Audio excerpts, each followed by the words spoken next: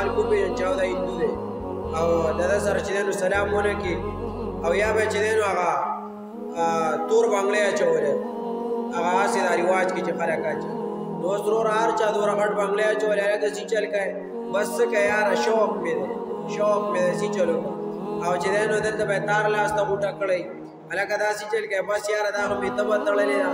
یاره جي دا خو ماله چې دی نو دا خو ماله چا راکړی دی دا تور مزی چا راکړی اوس خو یې ورکولی نه شم یار ته وولی شم نو بیا تور مزی څوک نه ورته دا ولې بیا چا ورکړی نو دغه هندوان او مسلمانان پکې پېژندلی کېږي نه او چېرته هغوی به هغه ځان له هغه نور حساب کتاب د ښکاو هغه اوزار به یې خپل ګرځول هغه نن سبا مسلمانان هم ګرځوي